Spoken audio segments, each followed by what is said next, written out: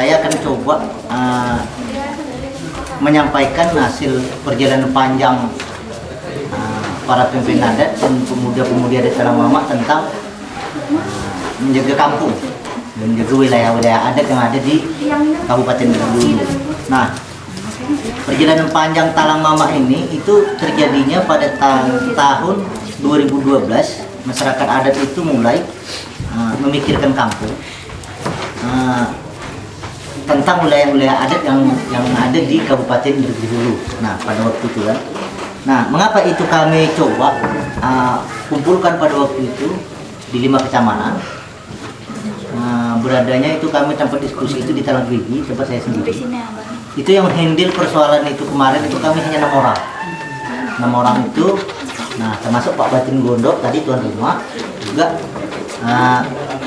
Gimana caranya kita ini meyakinkan anak-anak muda dan juga mengumpulkan ketua-ketua adat di 5 kecamatan. Pada waktu itu kami kumpul itu selama 1 hari 1 malam itu 478 orang. Nah, itu terjadi. Nah, setelah kami anak-anak muda, kami juga tanya, membuka pemikiran-pemikiran orang tua-tua kami, itu ada 12 kategori yang harus dilakukan di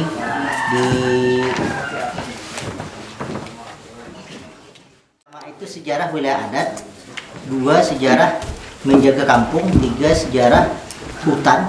Nah, ini kan berkaitan dengan hutan kan, kampung kan.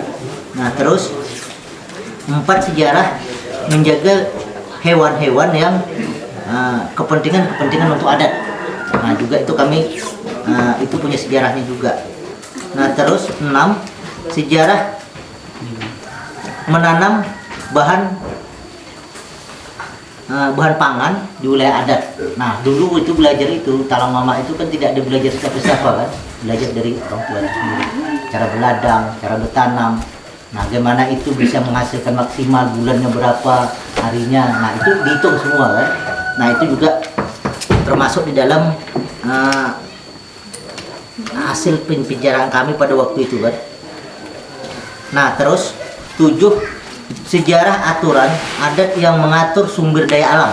Nah, itu kan kalau dulu itu kan tidak ada aturan pemerintah tuh, sebelum ada negara ini kan hanya adat yang ada kan. Nah, itu ada aturan adat itu ada yang mengatur sumber daya alam tuh. Gimana mekanismenya, gimana itu masyarakat adat itu bisa memiliki tanah atau hutan secara hak pribadi, hak komunal atau hak para individu dan hak komunal gitu kan. Nah, itu juga termasuk di situ. Nah, 9 sejarah kampung saat ada yang sakit di masyarakat adat masih dilakukan sampai saat ini. Nah, arti sejarah ada yang sakit itu ada dukun, ada kemantan, ada bidan, ada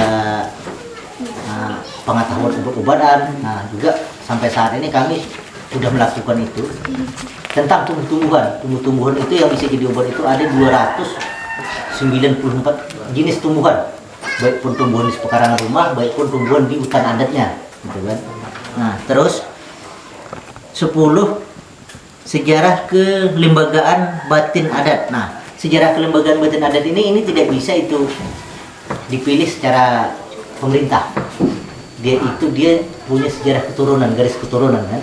Nah, umpamanya kan di wilayah adat itu punya keturunan pimpinan adat itu 5, itu dipilih, tapi dipilihnya bukan dipilih secara umum, tapi itu dinilai oleh orang ilmu lama, cerdik pandai yang ada di wilayah itu sendiri gitu.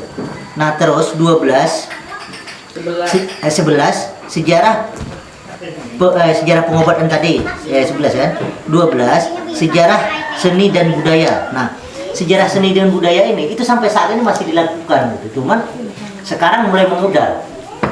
Mengapa itu mulai memudar? Sejarah seni budaya itu berdasarkan harus ada hutan. Nah, kerajinan tangan itu kan tumbuhnya di hutan. Nah, sekarang itu udah banyak yang tidak bisa didapatkan lagi di Talang Mama. Obat-obatan tadi dari 200 sekian tadi cuma bisa terkumpul lagi 104 tumbuhan yang bisa dicari lagi di Talang Mama. Yang lain itu udah musnah karena hutan sudah habis. Nah, artinya cerita ini berkaitan dengan pelatihan kita ini kan. Nah, pada waktu itu begitu dapat itu poin-poin 12 tadi, kami coba melakukan anak-anak muda tadi melakukan untuk mengumpulkan informasi, menyebar di selama turun lapangan itu. Kami bikin peta mental. Peta mental itu dibuat dulu oleh orang-orang tua di kampung, di rumah kayak gini. Apa nih titik-titik sketsanya kan? Nah, jadi anak-anak muda itu tinggal bawa itu, siapa yang tahu tunjukkan gitu.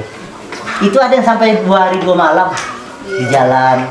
Apalagi itu kalau arah ke Batanggangsan. Batanggangsan itu sinyal GPS itu nggak ada. Wih, itu di hutan kan, di hutan di Taman Nasional Bukit 30. Terus peta wilayah adat itu pada tahun 2015. Nah, kami lonceng peta sekalian pengukuhan para pimpinan adat itu di kecamatan Betang Cenaku. Nah, pada waktu itu banyak tantangan. Yang pertama itu tantangan dari bupati. Yang kedua itu dari perusahaan yang ada di sekitaran Indu. Ini jangan sampai terjadi.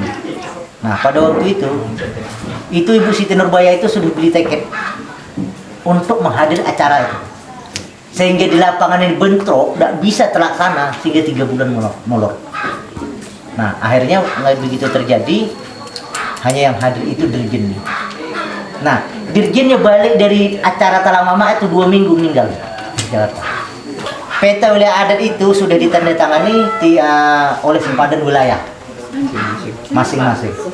Iya, kan timur barat selatan itu kan di sempadan wilayah A dengan wilayah B ini kan ada batas tuh. Itu sudah ditandatangani. Berita acara kesepakatan penandatanganan tapal batas itu sudah selesai. Nah, tujuannya apa ini? Untuk menuju pengakuan pemerintah daerah, pengakuan hak-hak masyarakat adat dan beserta hak-hak. Ini sudah kami lakukan. Nah, setelah kami lihat di peta itu tentang hutan itu, memang tidak bisa lagi dikatakan itu kita 50-50 tidak bisa lagi kita lama. Dari 369 itu paling ada lagi hutan, paling ada 10.000. Paling ada itu tidak ada lagi. Karena oleh Taman Nasional, kalau dia ada Taman Nasional selesai sudah hutan. Di Urkina di tempat tempat Wira Semuanya itu ada sumber air. Itu sudah diuji lab, itu air yang paling bagus. Mungkin situ beberapa desa sudah ke situ ngambil air. Tapi apa nak akal? Sudah di tanah sawit. Di atasnya udah habis. Dah gundul habis. Coba. Nah, juga Sungai Betang Cenaku. Kalau begitu hari panas 3 minggu kering tuh. Tapi begitu hujan banjir yang tak ampun. Karena di pucuk sungai itu sudah tidak ada hutan lagi, gunung itu sudah gundul semua. Nah, itu dampak perubahan iklim di situ. Kami punya peta-peta itu punya tuh, Pak. Habis. Nah, terjadi di situ HGU yang ada ya, HGU yang ada di sini kalau disebut banyak nih. HGU ini ada berapa di sini nih? 31 perizinan. Yang melanda wilayah adat itu 23 tuh. 27 ya. 27 itu ada 31 HGU perusahaan sawit, tambang, HTI itu ada 31. Ini ada yang ada izin, ada yang tidak, ada yang koperasi yang menghabisi wilayah-wilayah adat, dan juga ini di dalam kawasan hutan. Kawasan hutan itu sekarang bukan disebut kawasan hutan lagi, udah sawit. Kawasan sawit bukan hutan, sawit. Coba. Itu dampak. Mungkin ini alhamdulillah ada teman-teman dari KPH tadi, ini kita coba akan rekrut ini. Udah habis. Apalagi ini di Durian Cacar ini wilayah adanya 18.000 sekian. Dan ada lagi lahan hutan itu tidak ada lagi 1.000. 18.000 hektar itu tidak ada lagi 1.000 yang tersisa hutan. Ini di tempat Pak Batin ini di Ampang 8 ini, mengingat dulu itu ada kami disisakan itu sekitar 30 hektar yang itu berebut itu. Tantangan kami bukan orang lain, masyarakat itu sendiri. Tapi alhamdulillah sekarang masyarakat perjuangan 2008 itu sekarang baru dirasakan masyarakat. Sekarang untuk bikin rumah udah bisa ngambil kayu di situ. Nah, kalau dulu tidak dihabisi. Mungkin nanti kalau ada luang sebentar bisa nengok lah hutan Pak Batin. Di sini memang ada disediakan. Dari 18.000 itu udah ada 1.000 lagi. Itulah di sini 30. Di Sungai Jirak berapa lagi? sekitar 25 ya, di mana? 26 hektar. Di bagian maya-maya ada sekitar 40 hektar. Itulah lagi hutang. Dari 18.000 hektar. Coba. Itu baru kampung 2 hektar. Belum lagi anak talang. Anak talang 21.000 ya. Mana sih? 24 24.000. Tidak ada lagi kalau nak cari 5.000 hektar hutan, tidak ada lagi. Itu pucuk Sungai Tenaku tadi yang meluap tadi itu habis. Jadi di sini kita kumpulkan ini bermacam komunitas. Ada komunitas. Pokoknya nanti kalau bisa sharing, tanyakan apa masalah di kampung, mudah-mudahan dia bisa akan bicarakan apa dampak di kampung masing-masing. Jadi jangan hanya di Amban aja cerita, tapi kita kumpulkan, tanyalah kampungnya masing-masing apa yang dirasakan. Bisa cerita nanti Kak. Siang. Gitu. Bermacam-macam itu, dampak, tantangan bermacam-macam. Terus, nah pada waktu itu, begitu nampak ini kawasan hutan, kami akan coba bagaimana ini melepaskan tanah-tanah masyarakat itu yang tersisa. Kami bikin kelompok-kelompok tani. Nah sekarang itu kendalanya di kementerian.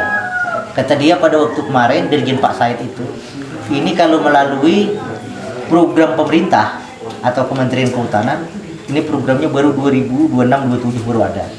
Tapi kalau Bapak memang lanjut lewat pintu belakang, artinya kena hitung-hitungan. Itu yang kami rasakan sekarang, nihil. Coba. Hitung-hitungan sudah bayar Pak. Nah itu kami tanya, dibayar, itu dia minta itu 3 juta per hektar. Proses 8 bulan. Kami mentok. 3 juta per hektar, Tiga- tanahnya yang mana, tanahnya ada. Iya, istilahnya umpamanya masyarakat itu kan, aku punya nih, tapi dalam kawasan tidak bisa bikin sertifikat, tidak bisa ngapa-ngapain, dilepaskan gitu. Dia minta 3 juta per hektar. Kalau lewat belakang. Tapi kalau lewat depan, tunggu 2026-27. Coba. Ya mungkin kebijakan pemerintah nanti itu terjadi, kita kan tidak bisa lagi.